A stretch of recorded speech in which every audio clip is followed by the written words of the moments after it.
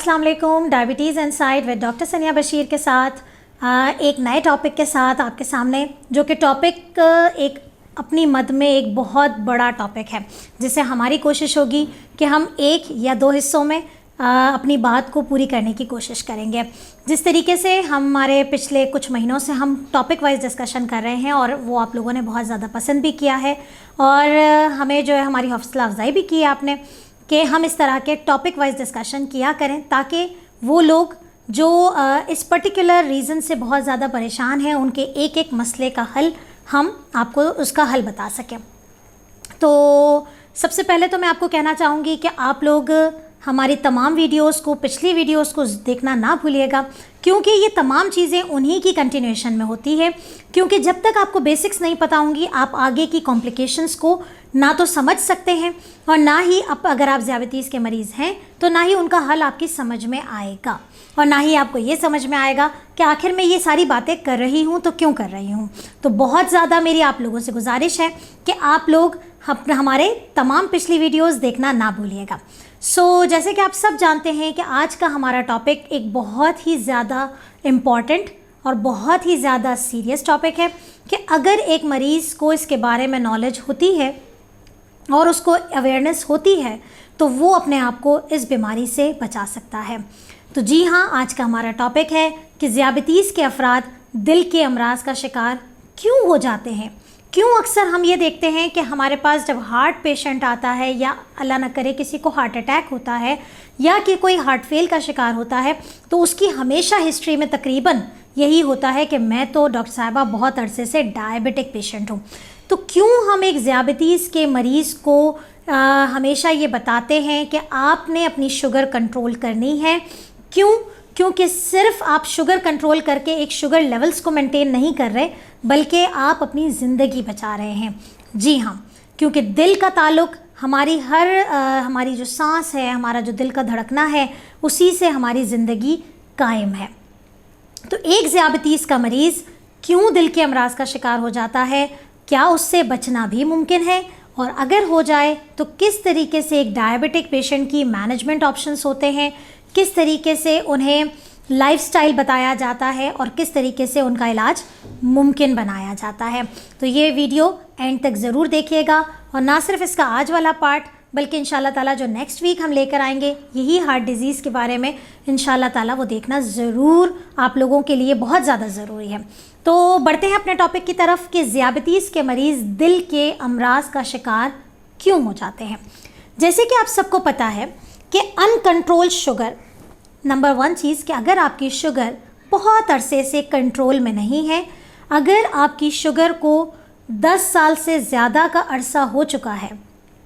तो आपके जिस्म में कुछ तब्दीलियां हो जाती हैं। जैसे कि हम पहले डिस्कस कर चुके हैं कि हमारी जो नसें हैं, हमारी जो शरियानें हैं, वो बहुत बुरे तरीके से मुतासिर होती हैं जब आपका शुगर लेवल बढ़ जाए।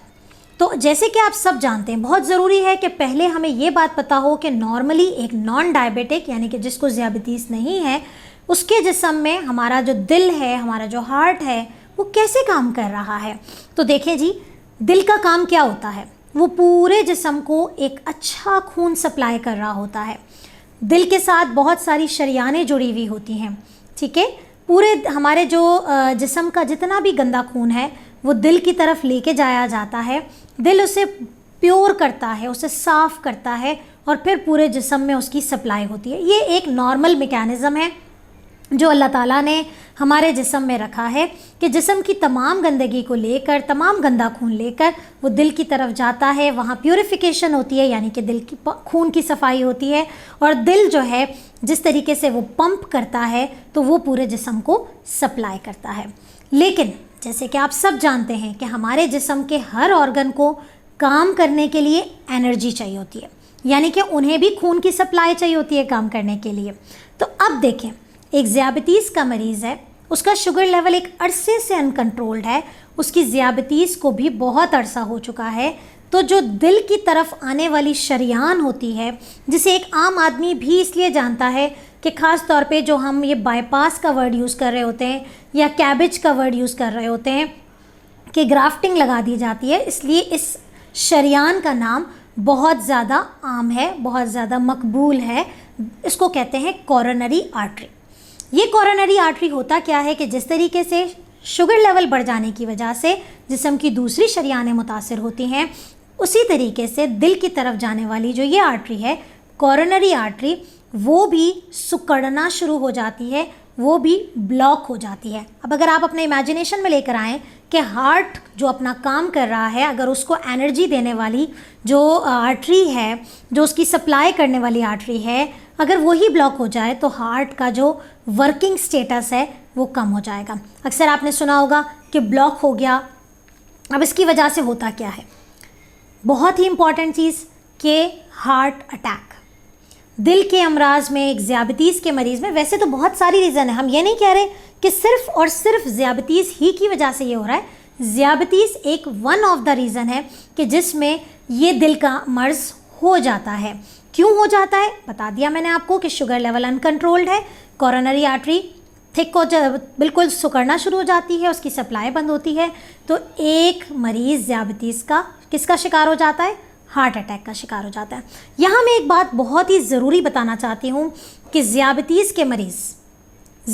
के मरीज़ में जो शराए अमवात है, ख़ास तौर पे जो टाइप 2 के पेशेंट्स हैं, जो बड़ी उम्र में ज़ियाबतीस का शिकार हो रहे हैं, जो मोटापे की वजह से ज़ियाबतीस का शिकार हो रहे हैं, उनमें शराए अमवात जो है वो दिल की बीमारी यानी कि दिल का फेल हो जाना, हार्ट अटैक हो जाना, उसकी वजह से ज़्यादा होती है। तो ये एक बहुत ही इंपॉर्टेंट बात है कि डायबिटीज़ के पेशेंट्स को, अगर ये बात शुरू से, हम आपको डरा नहीं रहे, हम आपको आगाही दे रहे हैं कि आप इन चीज़ों को अगर जानेंगे, अगर आपको इनके खौफ का, इनके ख़तरे का पता होगा, तभी आप अपने आप को बचा सकेंगे। तो this is very important thing कि एक चीज़ कि हार्ट अटैक हो जाता है। अब अगर किसी को हार्ट अटैक होता है तो उसको कैसे पता चलता है, हम बाद में बात करते हैं। दूसरा जो दिल का एक बहुत इंपॉर्टेंट मर्ज़ है कि एक ज़ियाबतीस के मरीज़ को हो रहा है, वो कैसे हो रहा है। ज़ियाबतीस के मरीज़ में हाई ब्लड प्रेशर बहुत ज़्यादा कॉमन है। जब दिल पे लोड पड़ना शुरू हो जाता है, ठीक है, एक तो एक तरफ ये हो रहा है कि वेसल्स काम नहीं कर रही हैं, ब्लॉकेज बहुत ज़्यादा हो रही है। अब अगर दिल पे वर्क बहुत ज़्यादा हो गया, प्रेशर लोड बहुत ज़्यादा बढ़ गया है, तो हार्ट जो है उसकी काम करने की कैपेसिटी कम होती चली जाती है। तो वो डायबिटिक पेशेंट्स जो कि हाई ब्लड प्रेशर का भी शिकार हैं, ख़ास तौर पे उन लोगों में हार्ट फेलियर की शिकायत बहुत ज़्यादा कॉमन है, ठीक है। तीसरी चीज़ जो दिल का मर्ज़ है, तो वो दिल का मर्ज़, हम इसे दिल का मर्ज़ कहते नहीं, एक्चुअली ये हमारे एक पूरे ग्रुप में आता है जिसे कार्डियोवैस्कुलर डिजीज़ कहा जाता है, यानी कि दिल के मर्ज़ की वजह से जो प्रॉब्लम्स क्रिएट होती हैं, ठीक है। एक तरफ अगर हम दिल की बात करें तो हार्ट अटैक हो गया, हार्ट फेलियर हो गया, कि ज़ियाबतीस के मरीज़ों में 2 गुना यानी कि रिस्क डबल हो जाता है नॉन डायबिटिक पेशेंट के मुकाबले में। लेकिन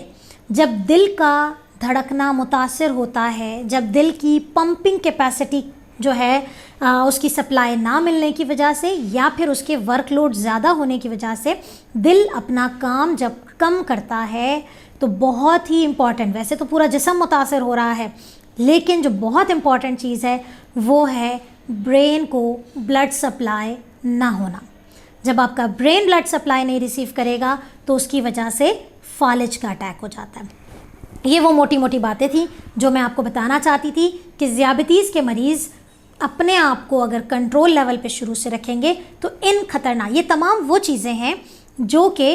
अल्लाह ना करे किसी ज़ियाबतीस के मरीज़ को शराय मौत की तरफ लेके जाती है। उनकी फर्टेलिटी रेट ज़्यादा है, उनसे जो है वो मौत वाक़या हो सकती है ऑल ऑफ अ सडन, ठीक है। अक्सर आपने सुना होगा सडन कार्डियक डेथ हो जाती है। तो द थिंग इज़ दैट, ये तमाम बातें बताने का मकसद आपको आगाही देना है, आपको अवेयरनेस करनी है। अब सवाल ये है,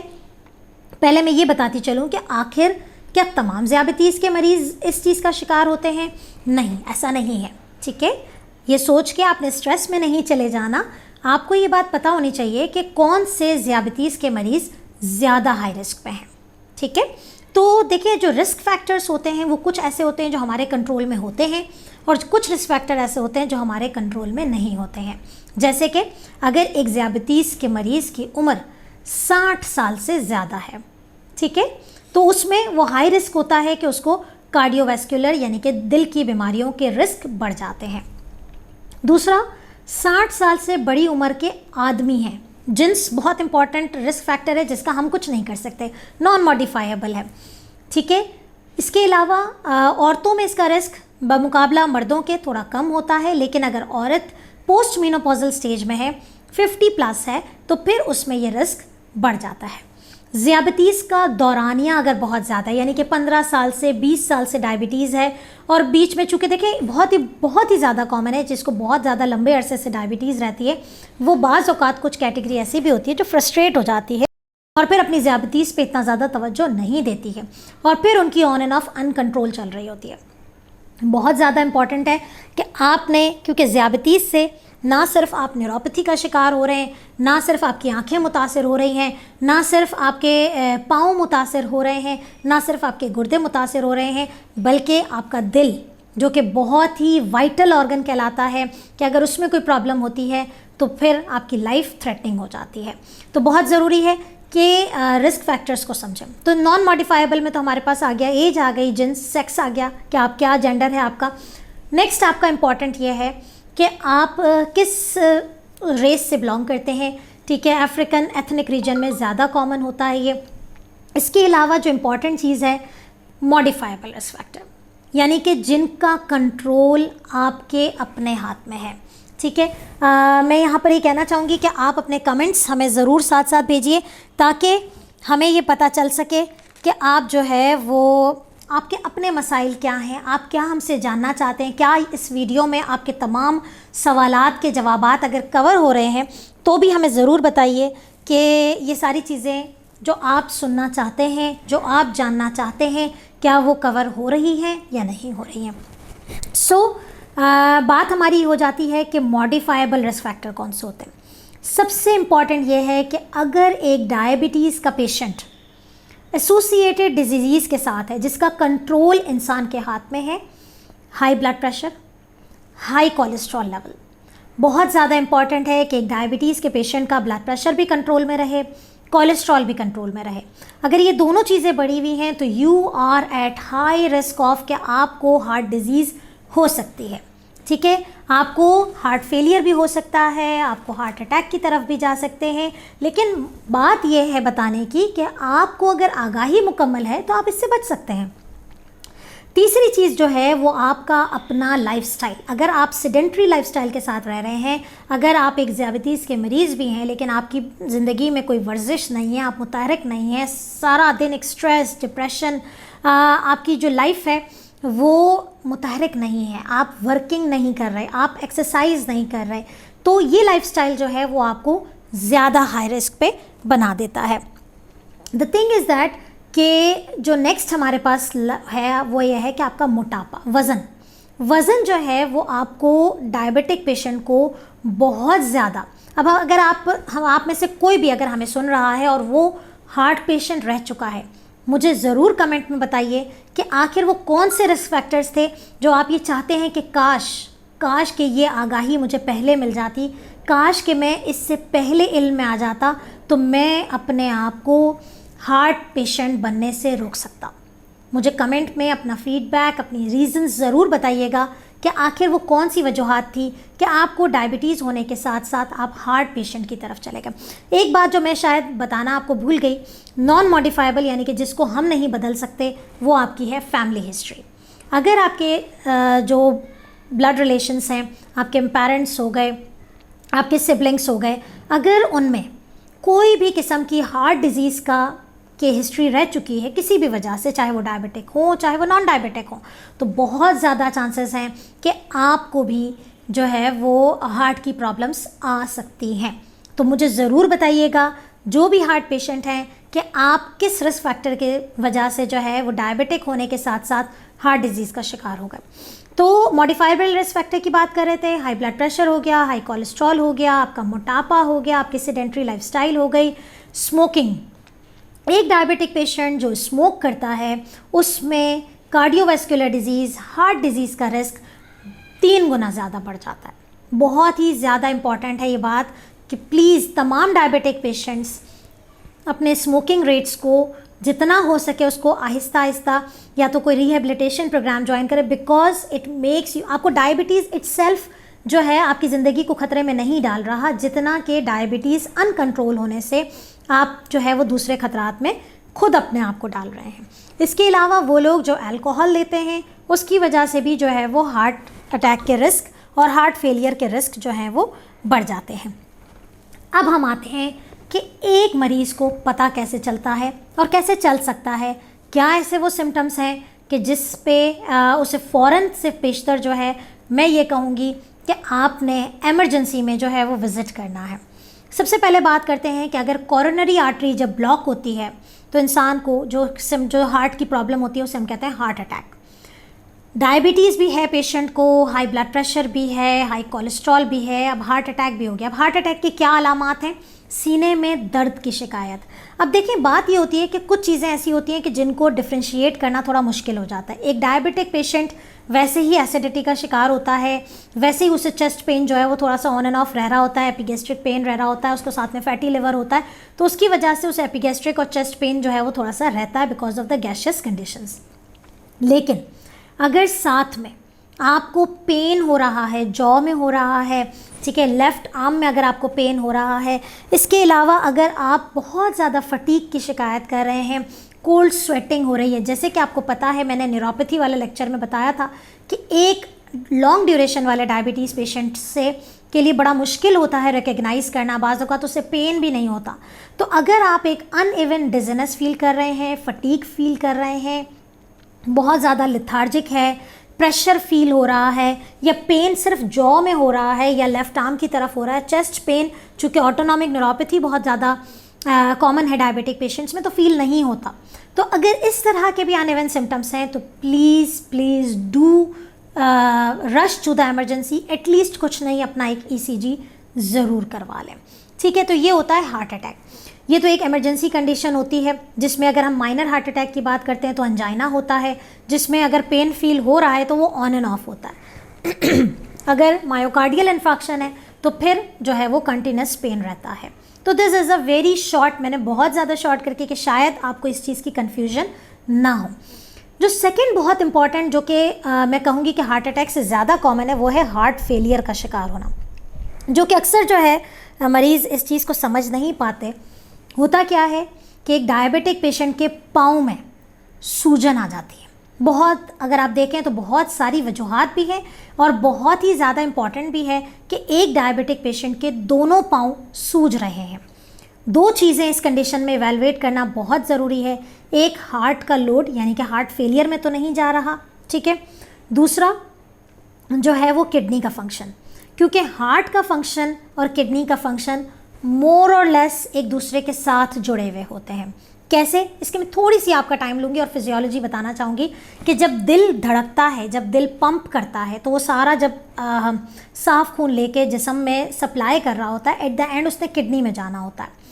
जब वो किडनी में जाता है और किडनी अगर कोई प्रॉब्लम कर रही है, किडनी नॉन फंक्शनल है, तो वो सारा ब्लड रिवर्ट हो जाता है और किडनी में बहुत कम अमाउंट जाती है, जिसकी वजह से बॉडी भी स्वेल करती है। ख़ास तौर पे जो पेरिफेरल एरियाज़ होते हैं, जो पाँव सबसे ज़्यादा मुतासर होते हैं कि उनमें स्वेलिंग आ रही है। आप लोगों के कोई भी क्वेश्चंस हो तो please please please do comments, अपने कमेंट्स में मुझे ज़रूर बताइए कि आपको जो है वो क्या सवाल आप जानना चाहते हैं। तो द थिंग इज़ दैट कि एक आपके पास एडेमा हो गया, एक आपके पास स्वेलिंग आ जाती है इस तरीके से। इसके साथ साथ अगर बहुत ज़्यादा कार्डियक फेलियर की तरफ बंदा जा रहा है तो उसको सांस उखड़ना शुरू होती है, ठीक है, क्योंकि जब दिल काम नहीं करता तो आपके दिल के साथ जो पीछे लंग्स हैं, जो फेफड़े हैं, ठीक है ना, उनको भी सप्लाई नहीं हो रही, तो फिर लंग्स भी अपना फंक्शन शुरू कर देते हैं, यानी कि लंग्स प्रॉब्लम करना शुरू करते हैं, तो आपको शॉर्टनेस ऑफ ब्रेथ हो जाती है, ठीक है। इसके साथ साथ आपको खांसी की शिकायत, ठीक है, चेस्ट में कंजेशन की शिकायत, तो ये वो तमाम चीज़ें हैं। अगर ये नॉर्मली किसी को हो रही हैं और बंदा बिल्कुल फिट फाट है और खांसी हो रही है तो इट डजंट मीन कि फेलियर में जा रहा है। लेकिन अगर एक चीज़ एक डायबिटिक पेशेंट में इस तरह के सिम्टम्स आएँ और वो अनइवन हो और वो अपने आप को बेटर फील नहीं कर रहा, तो प्लीज़ अपने जहन में ये बात रखिएगा, ये तमाम रिस्क फैक्टर्स रखें अपने सामने कि क्या कहीं आप हार्ट डिजीज़ की तरफ तो नहीं जा रहे। इसके लिए बहुत ज़्यादा इम्पॉर्टेंट है, इंशाल्लाह ताला हम बात करेंगे नेक्स्ट वीक प्रिवेंशन और ट्रीटमेंट के बारे में। लेकिन यहाँ पर मैं एक बात आप लोगों को क्लियर करती चलूँ, ये तमाम चीज़ों से एक ही सूरत में बचा जा सकता है कि जब आप प्रॉपर तरीके से अपने डॉक्टर के साथ कम्युनिकेशन में रहेंगे। क्योंकि जब आप इग्नोर कर देते हैं, हमारे पास बहुत सारे ऐसे मरीज़ आते हैं, इवन के हमें ये टेलीमेडिसिन पोर्टल हमने ऑन कर दिया है, it's functional, we are doing consultations, और बहुत सारे ऐसे पेशेंट्स हैं जो आ भी रहे हैं, लेकिन स्टिल इतना ज़्यादा फैसिलिटेट करने के बावजूद, इतनी ज़्यादा मतलब आप कहें कि आपको ऑनलाइन कंसल्टेशन की एक बेहतरीन फैसिलिटी देने के बावजूद पेशेंट्स जो है वो अपने आप से केयरलेस हो जाते हैं। मतलब आपने डॉक्टर से कम्युनिकेशन करने के लिए सिर्फ हार्डली आपने 15 मिनट 20 मिनट अपने घर में से निकालने हैं, अपने टाइम में से निकालने हैं to get yourself assess कि क्या हुआ एक्चुअली, मेरे साथ ये हो रहा है डॉक्टर, कहीं ऐसा तो नहीं कि मुझे कोई प्रॉब्लम हो, या इवन नॉर्मल भी हैं, आप हेल्दी भी हैं। बहुत सारे ऐसे मरीज़ आते हैं जो ये कहते हैं कि 8 महीने से हमने तो किसी डॉक्टर को दिखाया नहीं, 1 साल हो गया कोई टेस्ट तो करवाया नहीं, and all of a sudden फिर वो आते हैं, लैंड करते हैं, HbA1c बढ़ा हुआ है, कोलेस्ट्रॉल्स बढ़े हुए हैं, बहुत सारी चीज़ें एबनॉर्मल हुई हुई। सो प्लीज़, तो आज का प्रोग्राम था बहुत ही ज़्यादा बेसिक इंट्रोडक्शंस मैंने आपको दी हैं कि एक ज़ियाबतीस का मरीज़ दिल के अमराज का शिकार किस तरीके का है, और दिल के मुतासिर होने से आपकी पूरी बॉडी मुतासिर होती है, जिसमें सबसे ज़्यादा कॉमन आपका जो है प्रॉब्लम करता है, एक तो दिल इटसेल्फ लाइफ थ्रेटनिंग है, दूसरा जो इम्पॉर्टेंट चीज़ है वो स्ट्रोक से बचना होता है। फालिज का हमला बहुत ज़्यादा कॉमन हो जाता है, वो इंशाल्लाह हम स्ट्रोक का एक अलग सेशन रखेंगे। लेकिन ये बात बहुत ज़्यादा ज़रूरी है कि जब हम कार्डियोवैस्कुलर की बात करते हैं, जब हम दिल के अमराज की बात करते हैं, तो हम बिल्कुल नहीं भूल सकते कि दिल के काम ना करने की वजह से जो सबसे ज़्यादा इफेक्ट होता है वो आपका ब्रेन होता है, जहाँ पर आपकी पूरी बॉडी कंट्रोल हो रही है। ना होने की वजह से इंसान कोई भी ब्रेन का पोर्शन अगर उसको सप्लाई नहीं मिलती है तो उसको फालिज का खतरा हो जाता है। तो अपने प्रोग्राम का इख्तिताम करती हूँ इस मैसेज के साथ कि ज़ियाबतीस के साथ सेहतमंद ज़िंदगी गुजारिए, अपना बहुत ज़्यादा ख्याल रखिएगा, और देखना नहीं भूलिएगा पार्ट 2 इंशाल्लाह ताला next Sunday 5 PM diabetes insight with doctor सनिया बशीर के साथ।